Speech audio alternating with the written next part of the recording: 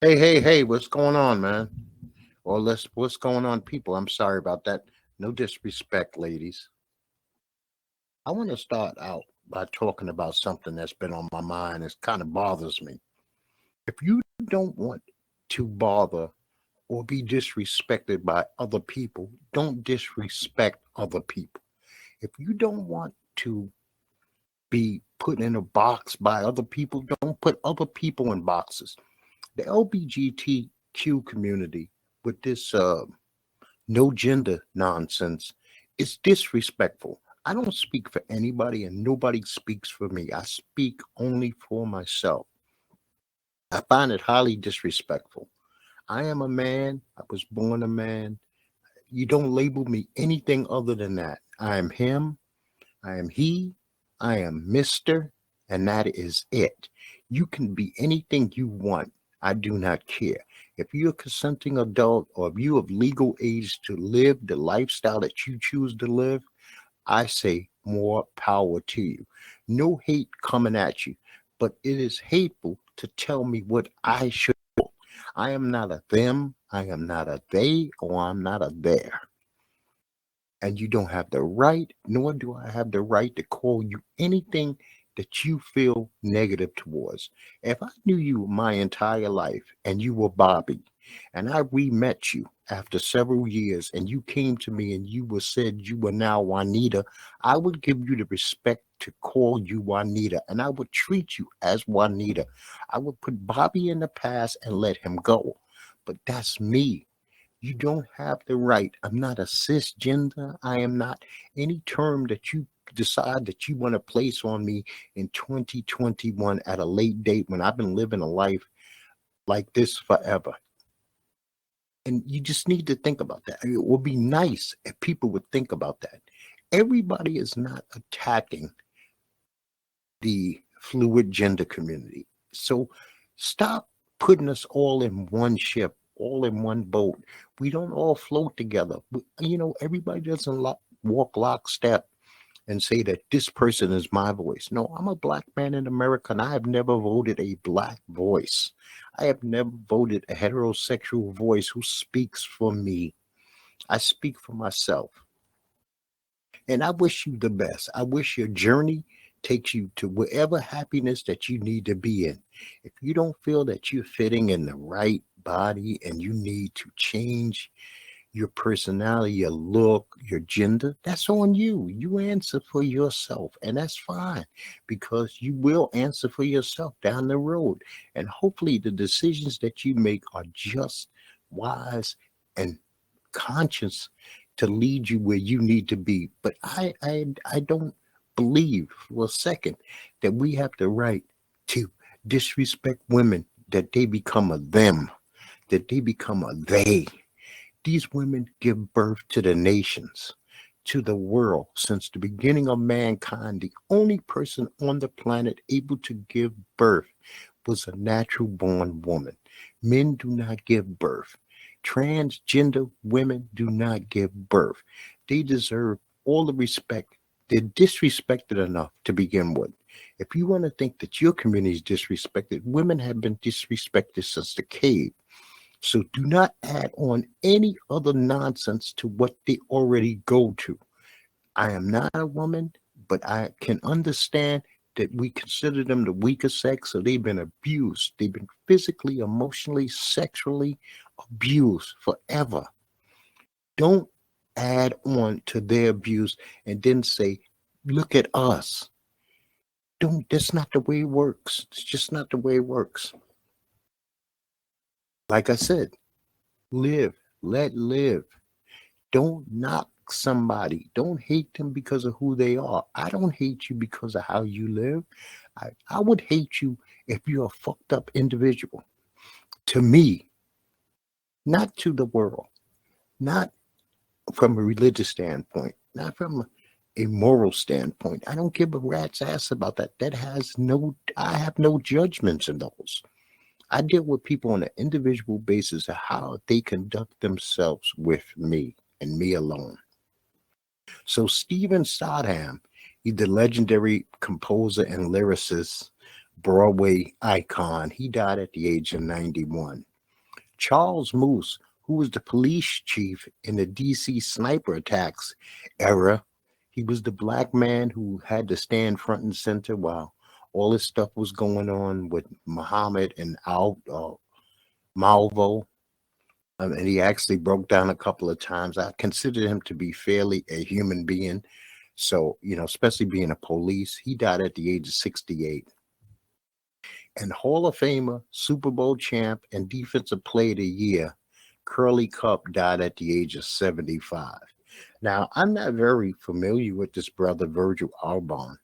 He was the founder of streetwear brand Off-White and the artistic director of Louis Vuitton.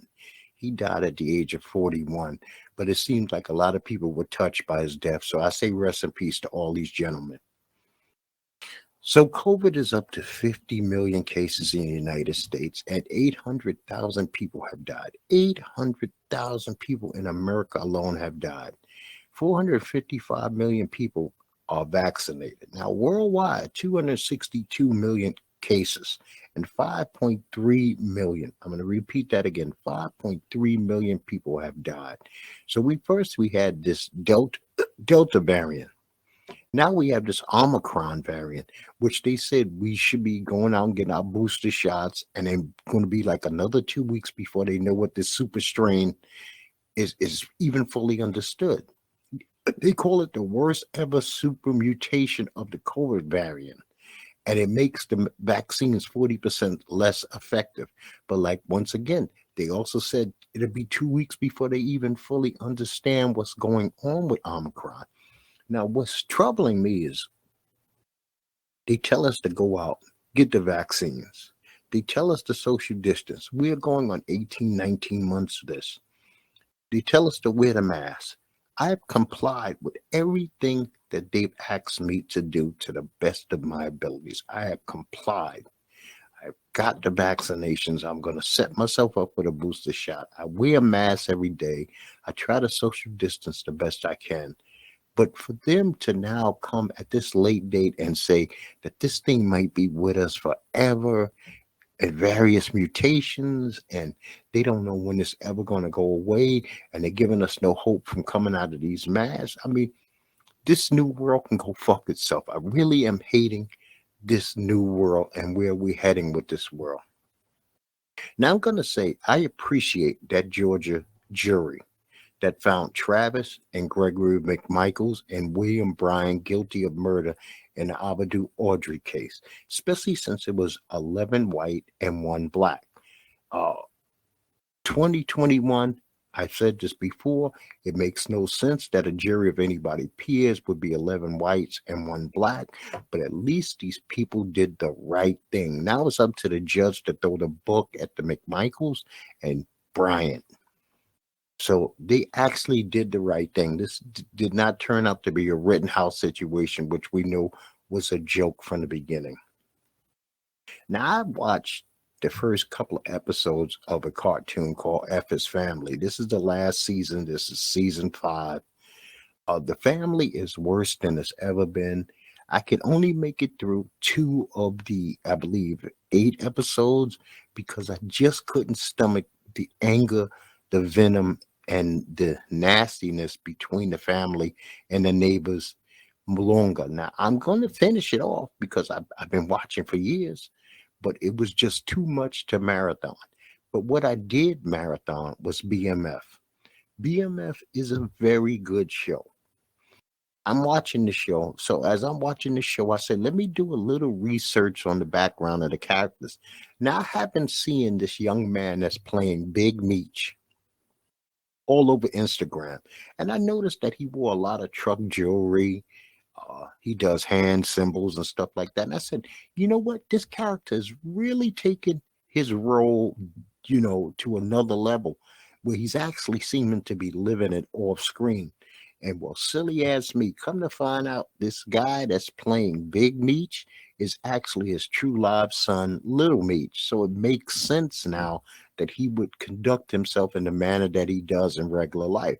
I had no clue. Now, this is such an interesting story because BIGMEECH and Terry are both alive. And I guess if you tell a story wrong, there could be consequences and circumstances. But the way that they run their drug business is different than anything that we've ever seen on TV or in the movies. It's not a violence based organization. At least in season one, it's not a violent based organization. It's more of a charismatic leader in BIGMEECH and a smart brother who seems to be one to be in, but also wants to be out, but seems to really love the money, but doesn't really love the drug game. But he also states in clips that he wish he wouldn't change anything, and he wants to stay in that world. So it's very interesting, and then to see the background of these Pentecostal parents and how they are a family. It's weird, but even with the drugs and the shootings and stuff like that, it is a family.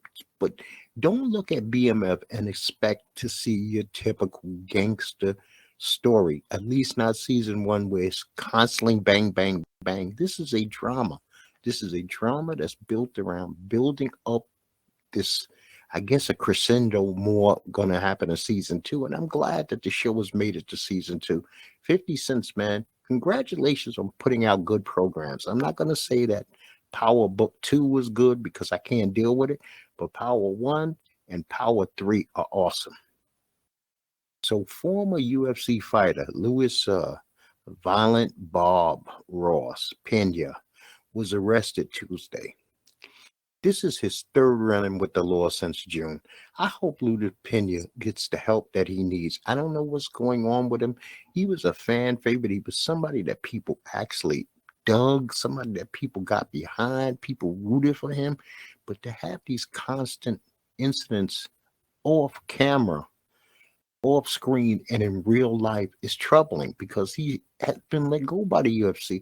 So now he's going to probably end up in one of these other organizations, but he was already in the premier, the top league. So I don't understand what he's doing. Now this week, December 4th, we got the Rob Font versus Jose Aldo card. That should be a very interesting card. And the following week after that, we got UFC 269. Charles Oliveira is going to fight Dustin Poirier for the lightweight title. Amanda Nunes is going to fight Juliana Pena for the women's bantamweight title.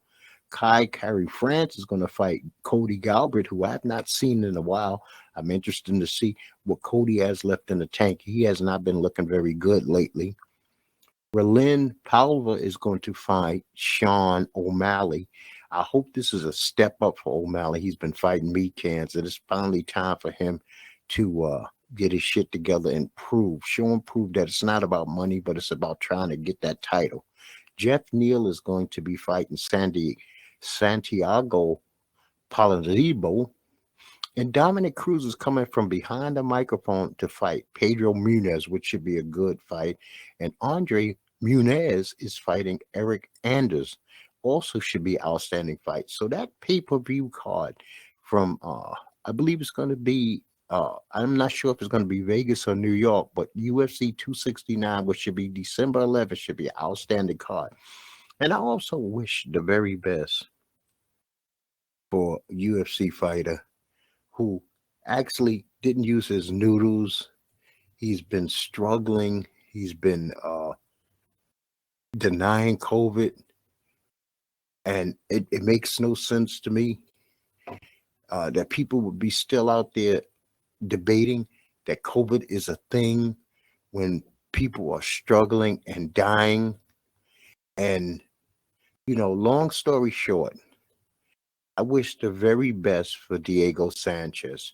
I mean, he's having a lengthy battle with COVID-19, and I hope that he has the physical strength, the care, and things of that nature that he can survive this and become a better man coming out of this. I've always liked him, Diego, a lot. I liked him since he was on The Ultimate Fighter. I wish him nothing but the best of luck. And those of you who out there who pray for people, pray for Diego, pray for his family and his well-being. Now, I like to go through the best games of the week in the NBA that I think are are going to be happening that maybe you'd like to tune in and just check them out. Tonight, Monday, you got the Nuggets versus the Heat. Should be a good game. You also have the Trailblazers versus the Jazz. Tuesday, you got the Warriors versus the Suns, two of the best teams in the West. You got the Knicks versus the Nets in a New York showdown. Wednesday, you got the 76ers playing the Celtics. The Hornets, the upstanding, up, on the rise Hornets with Ball playing Giannis and the Bucks. Thursday, you got the Bulls versus the Knicks, which could be a potential playoff matchup later on. Friday, you got the Suns versus the Warriors again. So they get to bang heads twice in 1 week. And this is to show they're going to be jockeying for position of 1 and 2, it seems like, in the West all year. Then you got the Battle of LA Friday night also. The Lakers are playing the Clippers. LeBron is back. Saturday, you got the Heat versus the Bucks, the Celtics versus the Trailblazers, and that pretty much closes out the best games of the week. Now, Sunday, I guess they're not going head-to-head with the NFL. There are no what I would call premier games. So you could just watch the NFL and not really worry about the NBA unless your hometown is playing. And maybe your hometown is playing against a team. I didn't think it was a great game, so I'm not mentioning it. So the Bills lost All-Pro Tre'Davious White for the season with a torn ACL. That's going to hurt their defensive backfield. Anytime you lose an All-Pro corner, it's just crazy. Now, Thanksgiving games, Detroit Lions and the Chicago Bears played in a snoozer. The final score was 16-14. Carlos Santos hit a game-ending field goal, and the Bears finally ended a 5-game losing streak under Nagy. But the Lions remain winless. My Cowboys lost to the Raiders 36-33 in overtime. This was a game marred by penalties. It was marred by bad coaching. Quinn, the defensive coordinator for the Cowboys, and McCarthy, the head coach for the Cowboys, allowed this Mr. Brown to get flagged over and over and over again. And I'm not exaggerating, because he had 4 penalties, pass interference, which helped this game swing to the Raiders' favor. They were smart. They targeted this man. He was lost. He should not have been in that game. And if he was in the game, there should have been some help, and he wasn't given the proper help. Micah Parsons played lights out as usual. I mean, he was a shining star, but the Cowboys were shorthanded. They had no CeeDee Lamb. They had no Cooper. So it was they were behind the 8 ball to begin with. The Bills turned it around and beat the Saints 31-6. Allen threw 4 touchdowns. So the Bills did do a little turnaround. We'll see if they can keep this momentum or they're right back where they belong. Now, yesterday's games, the Falcons beat the Jaguars 21-14 in a game nobody really cares about. The Dolphins beat the Panthers. Cam looked bad. This Matt Rule benched him.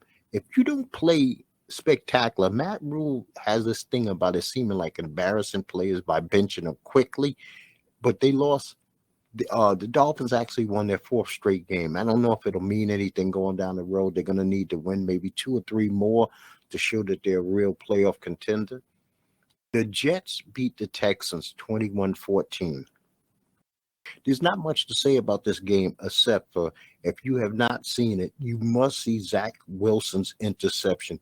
It is one of the worst interceptions in NFL history. It is amazingly how bad it was. The Giants beat the Eagles in the division rival game 10-7. Neither offense could get going. Jalen Hurts really looked bad. He had 4. The defense for the New York Giants had 4 turnovers, but they only turned it into 10 points. So really, it's 2 bad teams banging heads, and it helped the Cowboys because it was nice to see the Eagles lose as they were pretending to catch ground on the Cowboys. The Patriots whopped the Titans 36-16. The coach, Belichick, spanked his pupil Vrabel. And this is the Patriots' sixth straight game with a rookie quarterback. 6 straight wins for a rookie quarterback in Bill Belichick's New England Patriots, who are now sitting at the top of the AFC. The Bengals stomped the Steelers 41-10. Joe Burrow, Joe Mixon helped them to their largest win over Pittsburgh since 1989. And they also swept the Steelers for the season. The Steelers are under 500 right now. I don't want to hear any nonsense about the Steelers are going to turn this around. They don't look good. Joe Mixon went off. He rushed for over 160-something yards. Joe Burrow did what he had to do. The Buccaneers were getting beat by the Colts for the first 3 quarters. They came back and won this game 38-31. Leonard Fournette scored 4 touchdowns, 3 rushing, 1 catching. So the Bucs keep moving on. They stumble here and there, and they're not even at full strength because Antonio Brown is not there. But the Bucs are going to be there when it's all said and done at the end of the year. The Broncos beat the Chargers, who are achieving this year 28-13. Patrick Surtain II had 2 interceptions to help seal the deal. The 49ers beat the Vikings 24-16. This was the 3rd straight win for the 49ers, who I actually had for dead. I thought that they were done. I thought it was over for them. But you know what? Some teams surprise you. I underestimated them, and that's on Doc. I shouldn't have underestimated a solid team. But do I think they're going to do anything? No. The Packers beat the Rams 36-28.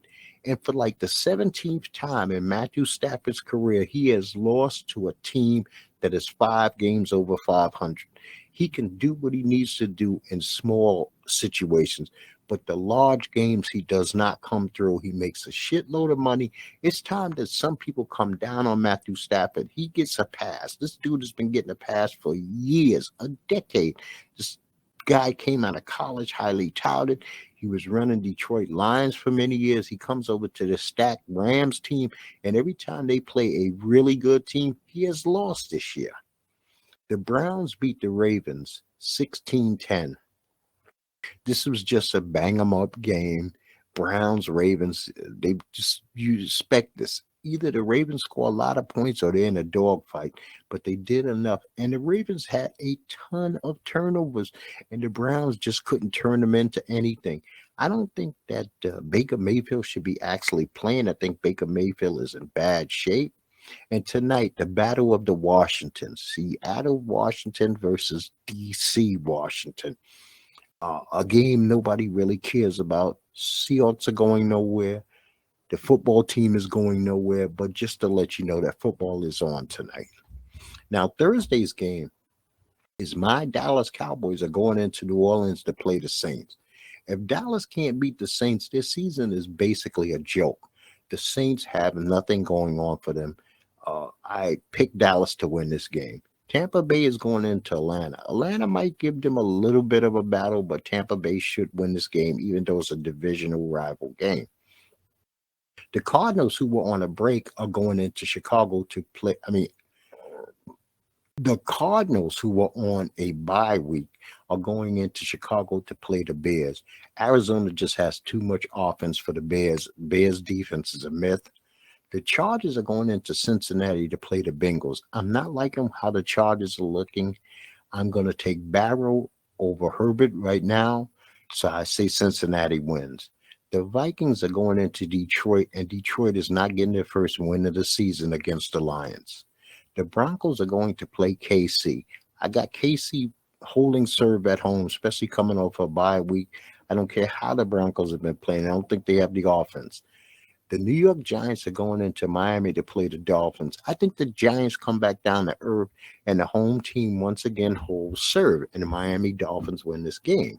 The Eagles are going to play the Jets. The Eagles bounce back versus the Jets. Even though the Jets play a good defense, I think Hurts is going to probably rush for a lot of yards and score at least 24 points, and the Jets struggle to score 24 points any game. The Indianapolis Colts need a bounce-back game, and they got the perfect opponent, the Houston Texans. So I'm taking Indianapolis in this game. The Washington football team is going to Vegas.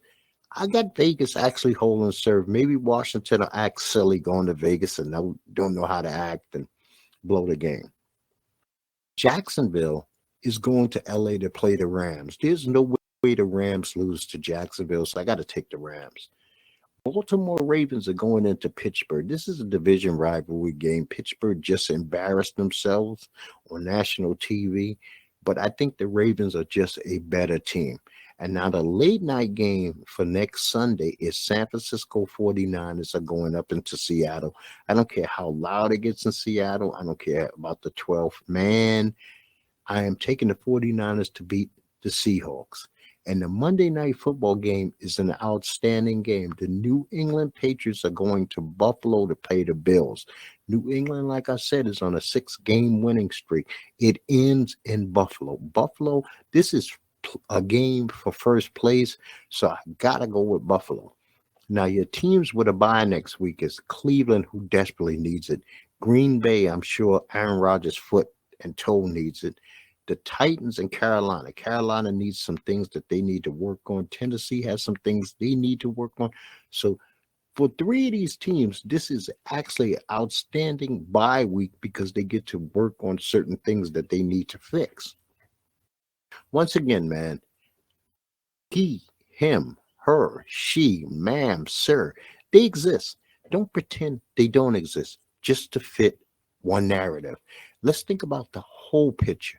It's no disrespect that somebody is still him.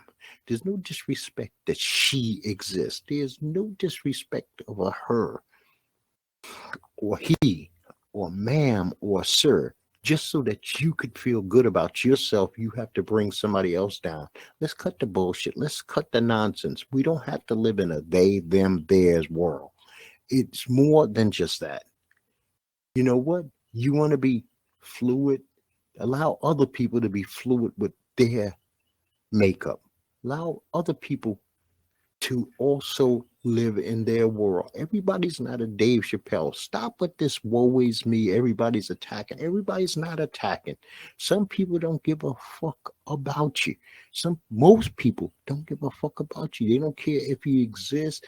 They don't care if you who you're sexing. They don't care if today you sex men, tomorrow you sex transgender.